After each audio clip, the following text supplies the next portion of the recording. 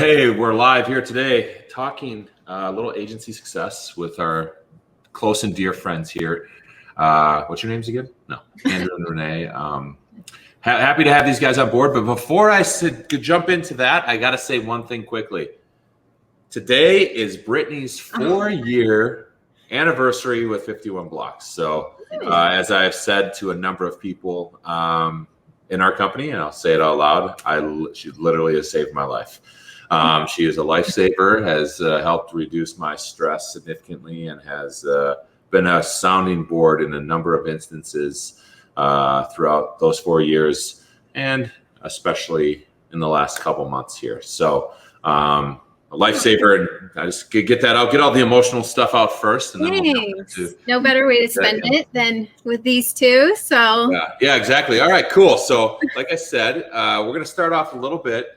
Why don't you guys just tell us a little bit about your story and why you decided to work together? You know, I've heard bad idea to work with your spouse. Yeah, we'll see how this interview goes. If we can survive the interview, we should be fine.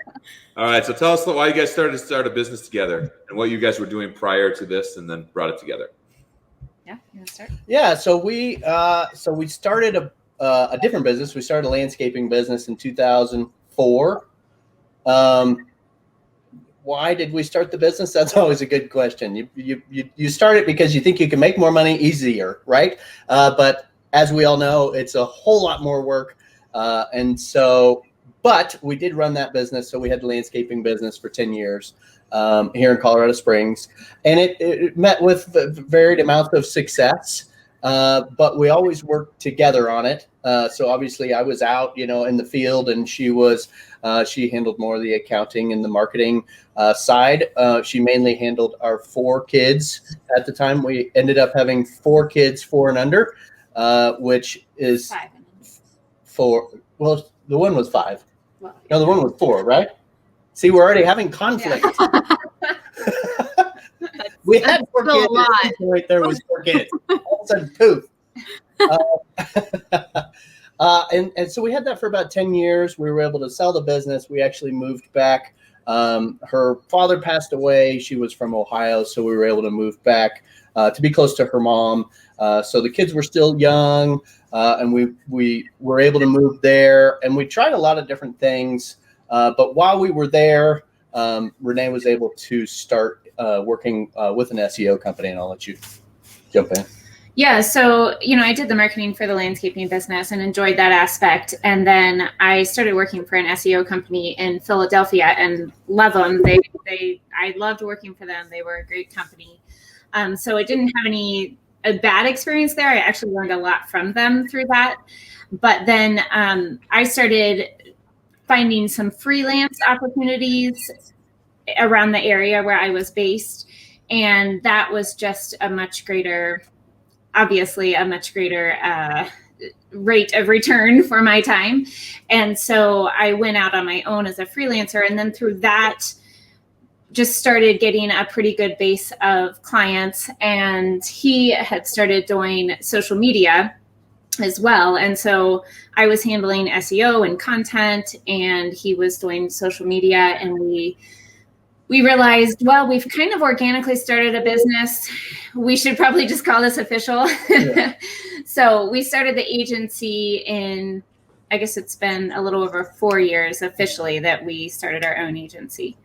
Wow. Okay. Yeah. So introduce us, because you guys don't have one, but you have 2 agencies now, right? So What makes them different? What makes them unique? Introduce your 2 other little babies that you have now, right? So then you got to nurture and grow those as well. Yeah, so. They're little, but they're very loud. They're very loud. Like kids should be. They're colicky. They're colicky. That's a good point. So the first one we started was 6 IT Marketing, which stands for 6 Impossible Things.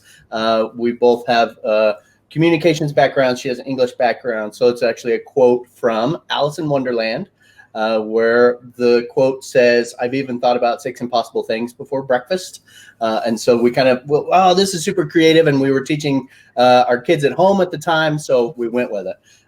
So 6IT is just a general industry agency. It started out, we would help anybody with absolutely anything, just to get it off the ground. And then Renee wrote a book. Yes. As first for the yes. I read Josh Nelson's book for the 7-figure agency, the roadmap, and that kind of blew my mind. The idea of niching down, because as you guys know, when you're handling a variety of industries for marketing, when you're writing content, you've got to understand the industry well enough to explain it and write the content. So it takes a lot of research time, and it takes a lot of back end work for handling basically any industry sector. And so when I read Josh's book, I thought this makes total sense to niche down, because you can really learn the industry. And we've always had a goal to scale the agency fairly large, and we're still trying to do that with your guys' help. And I could see that would be a much easier and more quality way to get there, where we could provide good quality to our clients. So, went to the Roadmap Live down there, and then through talking to different people, we chose the functional medicine niche. And so we now have the functional medicine marketing as our niche agency. And that was chosen based upon some interests that we have, and because we're really into just healthy living, and then because it really is not an industry that has been overrun with marketing agencies focusing on that. So I think at first, maybe you want to talk about kind of the initial sales and what we've learned from that industry. Yeah, so we didn't have the capital to be able to just we've got now we've got 6IT and it's going decent. We're going to start this functional medicine niche one. We didn't just have a bunch of capital to just do a bunch of paid ads, and things were pretty well streamlined and they were working. And so I just went full on into just prospecting manually. So I was just doing whatever I could to make those connections and start conversations. I made hundreds and hundreds of videos, to which I'm still doing because it's amazing. It works really well. So we just kind of dove in there, and it's just, you got to grind it out. And functional medicine doctors take forever to decide anything. It takes forever. Because they're very thought through. They're very knowledgeable. They want to do their research. And so it's a lot of relationship building. That makes sense. I think, I was going to ask, how many other niches did you look at before you settled on one? And what would be like your best tip for someone who's doing what you guys did, had a legacy agency and is looking to find a new niche? Yeah, we looked at 3. Landscaping was one of them because we had the experience in that. But we had too much experience and knew. Yes. Well, we knew that it's really seasonal, and so that would be a challenge to overcome. And then we also looked at commercial real estate because that's an interest of mine and something else that I do. And actually, we are now starting that one. We're going for 3. That's awesome. But functional medicine we settled on that one because of the interest and the lack of competition within that industry. So I guess from our perspective, but not that it couldn't be done, but we did want an industry that wasn't overrun with niche agencies focusing on it. And we wanted something that we had interest in as well as experience in, because, you spend a lot of time talking about it. You spend a lot of time writing about it. And so we wanted something that we weren't going to get tired of after a year and had no interest in. Yeah, and I think you brought up a lot of good points, and that's something that, we kind of talk about here, is not all niches are created equal. Right? Every niche has different roadblocks or issues. Like we have one guy that is in our agency group that deals with funeral homes. How fun is it to write about death every day, right? Not something that would probably be ideal. But guess what? Much easier to get inside the gatekeeper and get in touch with those people. How hard is it to get a hold of a lawyer or a dentist? But guess what? They have a ton of money that they know SEO. They know how it.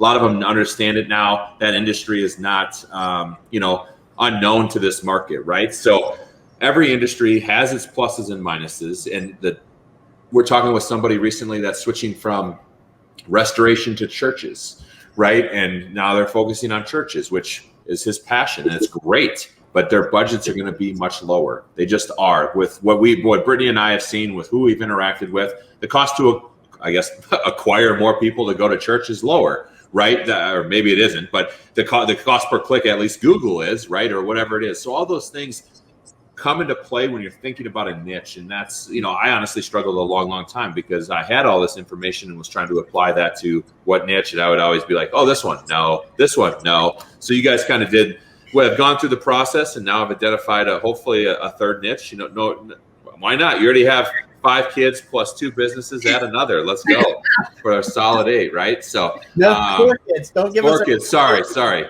Now you have 7 kids. Okay. Yeah. So True. Here we go. So next, Brittany, why don't you take this one? Go. Yeah, let's talk about the inside of your agencies. So in terms of how they're structured, one, it'd be great for you to kind of share with people how you started with 6IT, especially probably just the 2 of you, and then what kind of ways you scaled or what ways you're currently scaling so that everybody can get an idea of how you're managing it all. Yeah. Go ahead.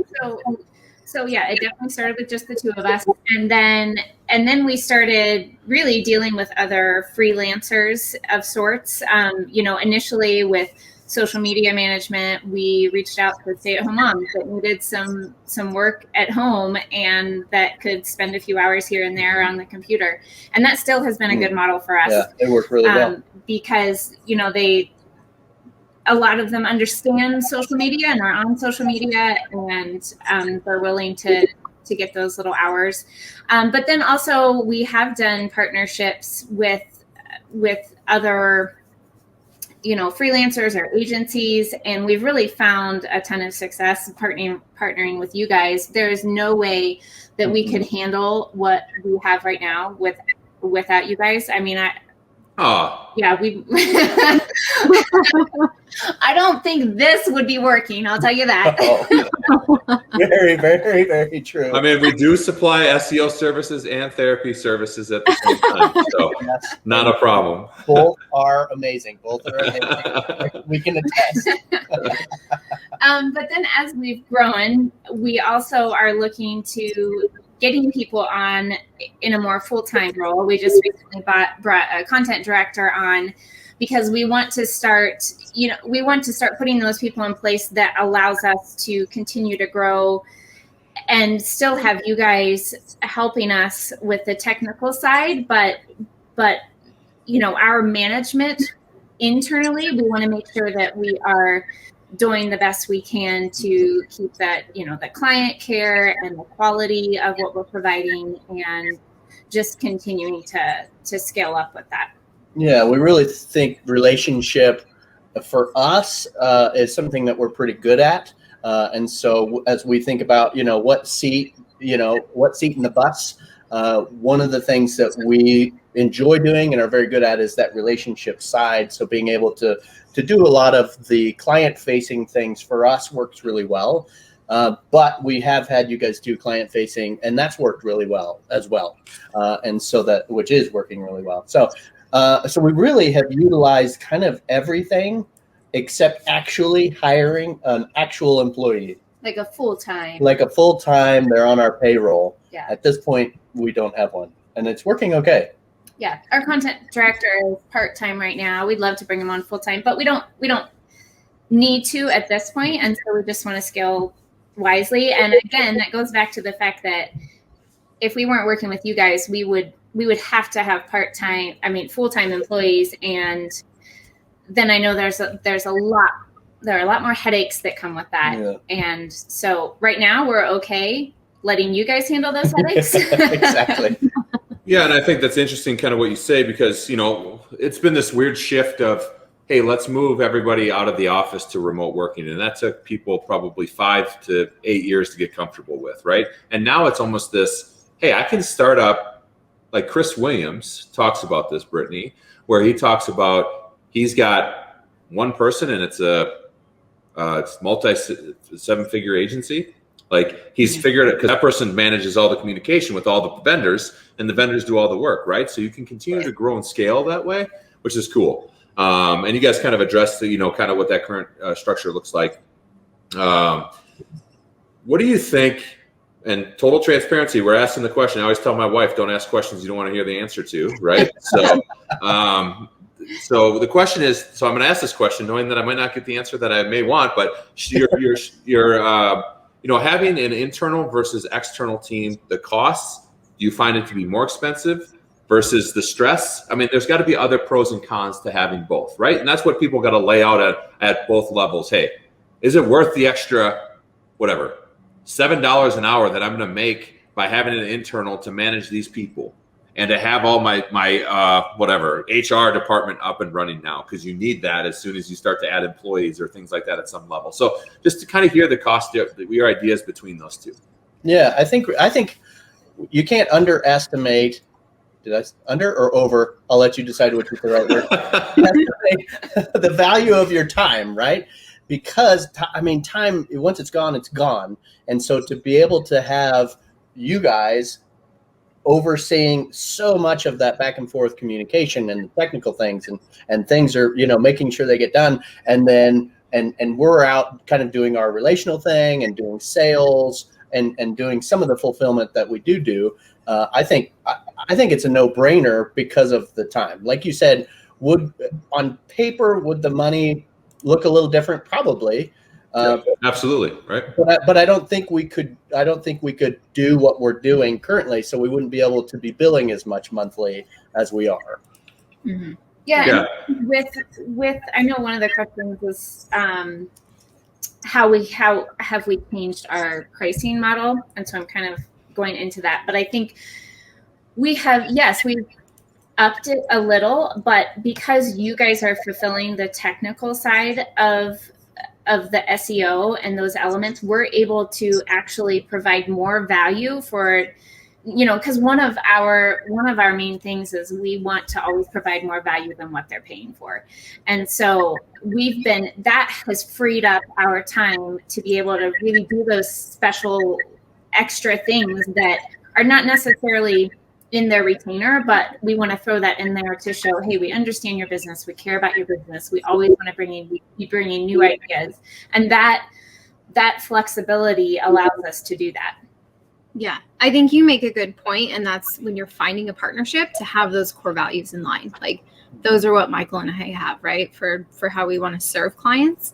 So just a good tip for people who are looking for a white label vendor to work with, make sure that they're in line with what you're really trying to provide at the end of the day in terms of value with your clients. So I think that's great as far as like cost structure and everything like that. As far as what your roles look like now for the two of you, how did you decide when it came to working together what you were going to take care of together or separately? Yeah, so as Michael started this whole conversation about Brittany's, this is your fourth year, saved your life. Yeah, the same exact. I mean, I cannot say enough about Renee and how much she is so patient with me. So our roles, I mean, just saying that it doesn't even scratch the surface, because we are not only just completely different in our personalities, but in our gifts that we bring to the business. And then there's obviously we're working at home and we've got 4 kids and we're still married. So there's a lot going on. And so I think first of all, for it to work, it works because she's really, really patient. And really good at what she does. I think I would say our roles are, I drive things and make decisions, and then she makes sure it gets done really, really well. Would you say that? Yeah, and I think not that it's perfect. Believe me, we have. Everyone was like, yesterday was one of them. Oh yeah. But I think we respect each other's strengths, and we've had to come to the point where we realize, okay, if that's their strength, we let them make the primary call on that. And and kind of letting each other fill those roles that those strengths support. And then, I mean, open communication, as with a marriage as well, that open communication and the willingness to come at it from trying to see the other person's perspective and trying to learn and grow is what has really helped us. We are working right now on trying to communicate business things aside from any type of marriage relationship, which is that's tough, but we're working on it. Mm-hmm. So if we need to say some hard things, saying, okay, this isn't based upon past past relationship issues. This is just a business decision. So that's, I would say just something we've learned recently and we're attempting to do so that we continue to grow, because we both, with our strengths also come weaknesses. We both definitely have weaknesses, and I need his just go and get stuff done type of personality, because I would stay way too in the weeds and in the details and in the setup. So, we're good for each other in that sense, and trying to keep that in mind as we're bringing to each other those growth opportunities. Yeah. I think we also know that it's important that we push and pull, and that aspect, even that little bit of conflict, let's say it's little, is important, because I'll just go like gangbusters, and if I was by myself, I would have a retention rate of maybe 1%. I mean, it would just be horrific. But I would have so many clients all the time, new ones, all the time. So knowing that, I'm always going to I'm going to naturally drop the ball. I'm going to naturally, let's cut this corner or short circuit that. And she doesn't let me, and I need her to not let me. And she said, hey, we need to work on systems, and we need to focus on this. And in my mind, I'm thinking, no, we need to go. But for both of us, and she knows that she could spend just a ton of time, like she said, planning and making sure everything's perfect before we ever go. And so kind of my role is, okay, no, we're going. I already threw the ball. We got to go run and catch it. He does that often. Oh, I already went, so you got to fix it. Yeah, I think it's funny you guys say that. While Brittany and I are not married, nor do we have 4 kids together, it's very much the same, this push and this conflict. There's obviously conflict. Yesterday was a day of conflict for us as well, so must have been something in the air. But, us working through that and understanding at the end of the day that doesn't matter what's said, you got each other's back, right? And that for us has really been important for both of us through everything we've gone through. And I think the healthy communication you guys are talking about is very important as well, right? So understanding, especially, I can't imagine doing this with my wife, telling her she's doing something wrong and then not hearing about it later, right? But then understanding that there's differences, there's different almost lives, so to speak, right? There's a different life between work and other not work area. So so jump into the next kind of topic. Since you guys have a lot of experience now in this space, what is your advice to agency owners who want to niche down? Now, obviously, okay, before I answer that, I'm going to just say this funny thing. You started as a generalist agency, right? You didn't like it. So you niched down. Now you've added 3. Now you have 3 agencies. So now you're kind of moving back to a generalist agency. I'm just being honest as we're talking this year, but what advice do you have? Not that anybody may listen to it, but let's see. So I would say the general agency for us honestly paid the bills. Functional medicine, like I said, it's really slow. It takes a lot of time. And so being able to have the general one has allowed us to learn a lot of things and explore a lot of different services that we may not have that we can offer our niche clients. And then and once we see, okay, the niche one, this is awesome. We can really focus and hone in and say we're specialists and that people respect it. And like Renee said, we don't have to relearn an industry. And so that's kind of led us to the commercial real estate one, where it's kind of the opposite of functional medicine, where commercial real estate, they've got scads of money, but it's really hard to get through the gatekeeper, to talk to the person, versus, it's easy to talk to a functional medicine doctor because a lot of them are, they're answering emails in their basement at night. And so actually might play to your strengths a little bit as well, because since Andrew can just prospect all the time, like he can bang the doors as much as you guys want him to be successful, so that he can get through to maybe slow down the pipeline a little bit so that Renee can have the processes on the back end built out. It sounds like that might play a little bit better to you guys' strengths as well. So yeah, for sure. And with the commercial real estate, part of why we're adding that is we have a commercial real estate client and we're getting awesome results for him. You guys are part of that. Seriously, it's awesome. And we just, there aren't too many commercial real estate companies that are focusing on SEO, because right now it's generally an old guy's game and they're just not as tech savvy. They're not as focused on digital, but the tide is starting to change within commercial real estate, and we'd like to be on the front end of that. And because we've seen some awesome results with this particular client, we see some opportunity there. So that's another reason why we chose the commercial real estate, to focus on that as another niche. Cool. All right.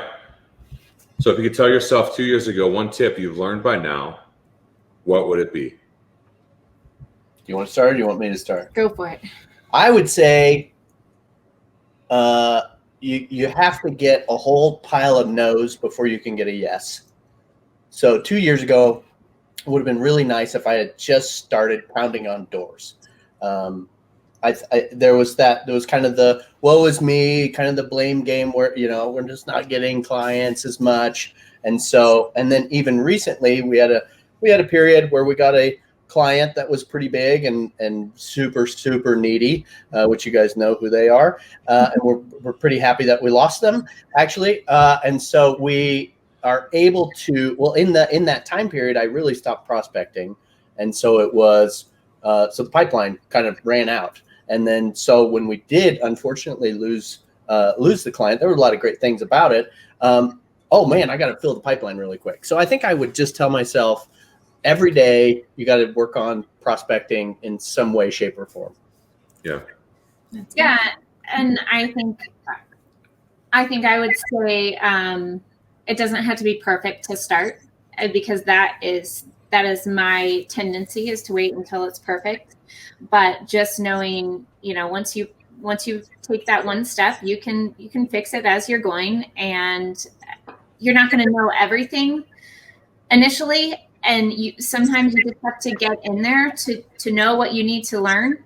And so I think really getting involved with seven-figure agency, and then even shortly thereafter starting to work with you guys, has forced me to just get out there and learn the things I need to do, and figure it out as we go. And that's okay.